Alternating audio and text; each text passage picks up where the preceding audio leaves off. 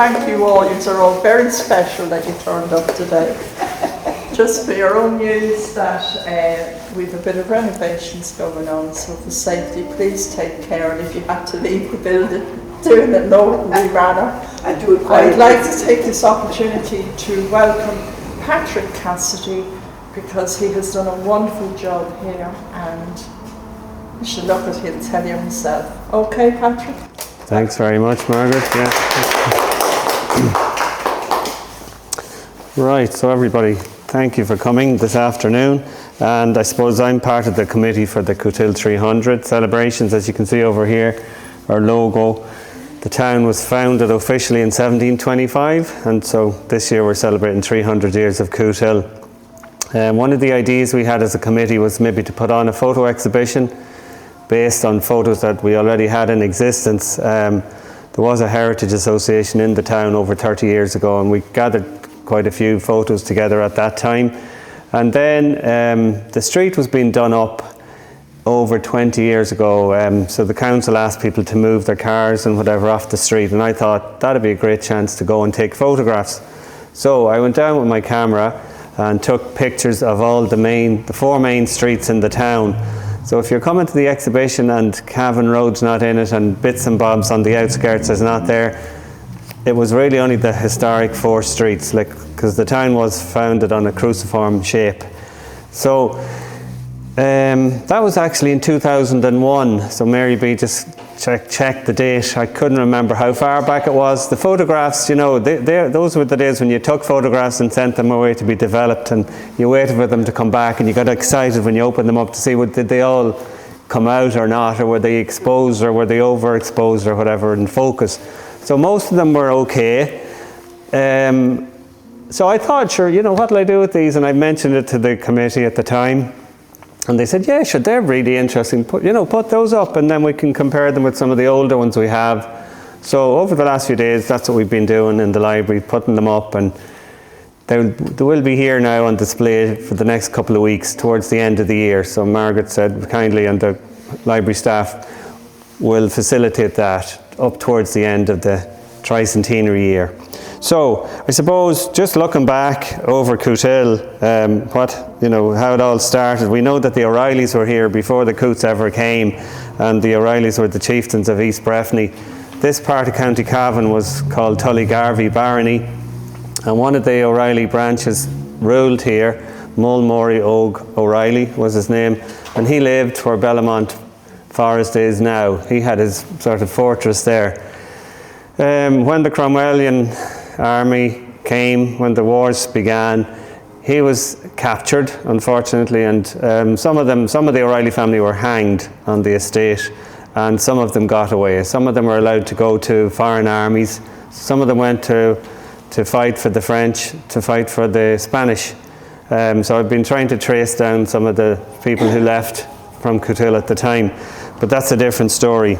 So we're moving on a bit in time where the Coots arrived, basically. The Coots were English, as you know, and Thomas Coote inherited the estate from his uncle, who was also Thomas Coote. He was a Cromwellian soldier. So he'd been given a huge grant of land in this part of County Cavan, and he married Frances Hill from Hillsborough in County Down. Hence we have the name Cootehill. Now, he didn't live to see the town built. He died, and he didn't have an heir, so he left the estate to his namesake, his nephew, Thomas Coote, from the Collooney branch over in Sligo. So he was actually based in Dublin at the time. He was a judge, he was a lawyer, very successful. And when he gave up the law, he decided to devote his time to building his town, building up his estate here in County Cavan. And at that time, he was interested in the linen trade. And he realised that linen was the answer to Ireland's problems. The British government at the time had destroyed most Irish industries because they were competing with English ones, but they allowed linen to continue. So linen, he invested heavily in linen, and he invested in people coming to his new estate, and hence we know in 1725 he got a patent to hold fairs and markets in his new town of Cootehill. Thomas himself died in 1741, and he's buried up in Church Street in the old graveyard. and the site of that has been recently restored by the association as well. So when he died, the estate went to his son, who was Charles Coote. And Charles, I suppose, had been running the estate for a while. Thomas died in his late 80s. He was, he lived to a long age for that period in time. I think he was 89 or 90 when he died. So obviously he wasn't moving and shaking in his final years. So the son took over the estate, the running of the estate. I'm currently looking at leases, the early part of the town. And Charles Coote had taken over before the father died in 1741. So people were renewing leases, and he was the guy that they were signing over to. Now, he actually died suddenly in Bath in England in 1750, leaving the estate to his son, who was also Charles Coote, who became the famous Earl of Bellamont. And most of us know about, they call him the Mad Earl or whatever. He wasn't really mad, but he was eccentric, let's say. And he had a bit of an amorous streak, as we all know as well. So he was responsible for a lot of what we now call Market Street, the new street in the town. When I went back to the early leases, they refer to the street of Cootehill. That was the town. So there was only one street. And if we look out, it's Bridge Street going up towards Church Street. So that was the town. Now I have a copy of a lease here. I'm just going to read out a little bit to you just to give you a flavour of what these people had to do. It was very controlled. So they came in, he gave them a tenement or a plot of ground. They were told they had to build a house, a certain height, a certain width, etc. And it went back, the garden at the back. So this one is dated the 20th of August 1727, and it's between Coote and Scholes, one of the tenants. So it's Charles Coote. So deed between Charles Coote of Cootehill, Esquire, of the first part, and Edmund Scholes of the city of Drogheda, alderman of the other part. So the leases tell us where these people were coming from. They were coming in to invest in this new town. And they got very favourable leases at low rents as well. So that was the big attraction, that was the magnet. So Charles Coote demised to Edmund Scholes all that new house in the town of Cootehill, where Patrick Connell, yarn merchant, and John Lynchy, innkeeper, now dwell, being 40 foot in front, together with the backside and small garden belonging also. And then 15 acres of land in Lisleigh, meaded or bounded southwards by the lands of Campstown, westward by Mrs. Mary Lawson's part of Lisleigh, northwards by the part of Lisleigh now in the possession of the said Charles Coote, and eastwards by Roger Horner's part of Lisleigh, plus 1 acre of turf bog at Cootehill, contiguous to the other part of the turf bog set apart for the use of the town of Cootehill. This was to hold during the natural lives. Now, these leases were normally for 3 lives, so there were 3 named people in the lease, and when one of these people died, the lease had to be renewed, and that was a chance for the landlord to up the rent. So they tried to pick healthy people, I suppose, or unhealthy, depending on who the landlord was. So to hold during the natural lives of Joseph Davenport, eldest son of Isaac Davenport of Cootehill, linen draper.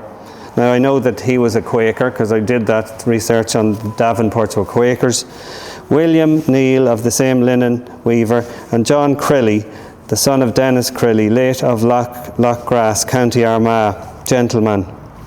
The lease was for 36 years, so it was a long lease, and the rent was £9 10 shillings per annum, plus 2 shillings for the keeping of the town clock. So this is going back to 1727, when nobody would have had a watch or anything else. So they had a clock in the old town, somewhere along here, and 2 shillings for cleaning the street of Cootehill, payable half yearly.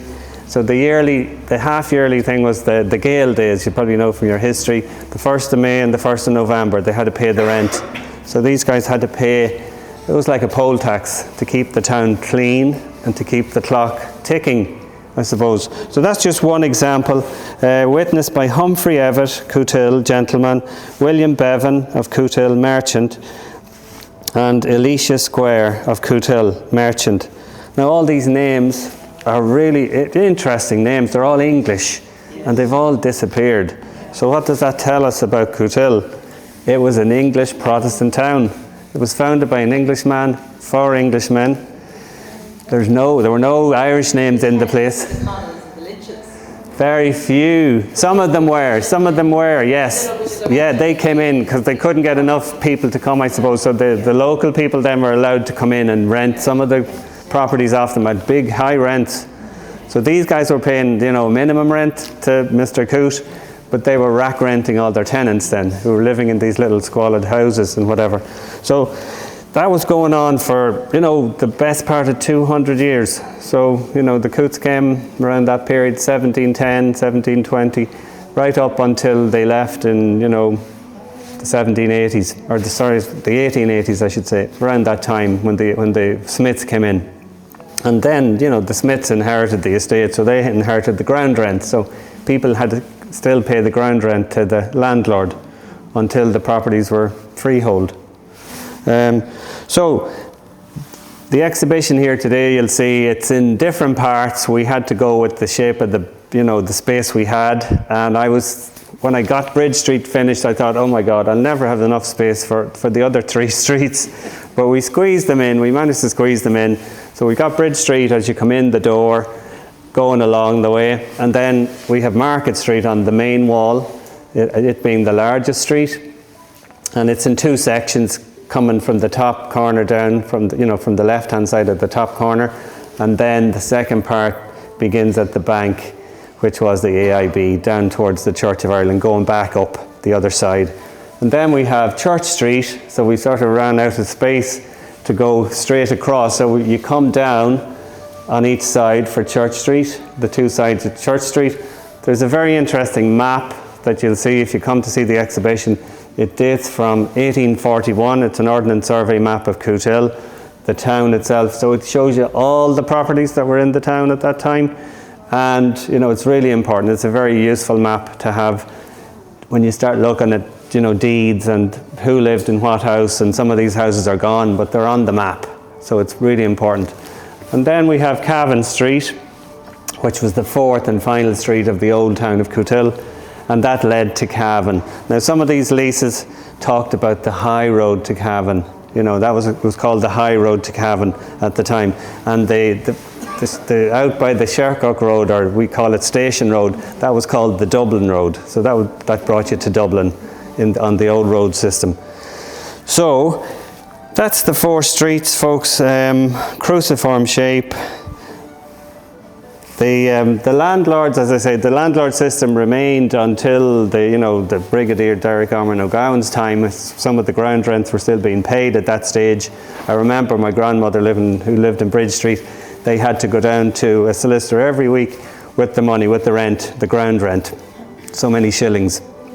Now, shillings might sound like a very small amount of money, but over a long period of time, they add up. And when everybody was paying shillings, they made pounds and thousands of pounds. So the landlords made a lot of money in the town. As you know, it is a market town. It was a market town then. It was founded as a market town. We did have a beautiful market house and a town hall. Unfortunately, it's gone, but you'll see it in the exhibition. So, as well as the pictures I took in 2001, the lower part, you'll see older pictures superimposed. So it gives you an idea of, change in time. And I suppose that's what we're looking at now. Everything changes, nothing stays the same. So the building we're standing in now would not have been very popular with hens or chickens because they were slaughtered here. This was the co-op. And when I was a child, I lived a couple of houses down from here. You'd come up to see the chickens going in on this sort of a wire and they came out dead.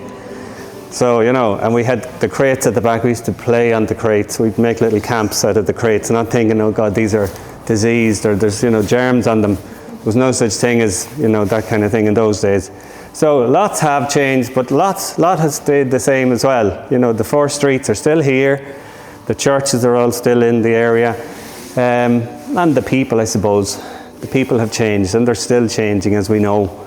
In my lifetime, a lot of people have come and gone in Cootehill, and people we would have known everybody when I lived in the town. Now I would know very few people, but that's the way Ireland has evolved, I suppose.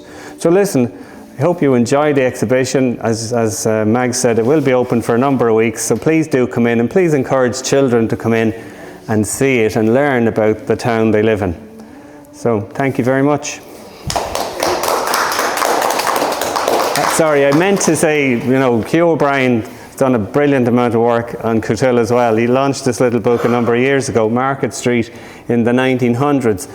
So it traces all the businesses from the beginning of the street to the end, who lived in them, in the 20th century. I'm going back a bit further than Q, going back to the 18th century. But hopefully we'll have a timeline on all the buildings, not all of them, but some of them, when I'm finished my work. And that'll be a legacy for the town. So thank you again, guys.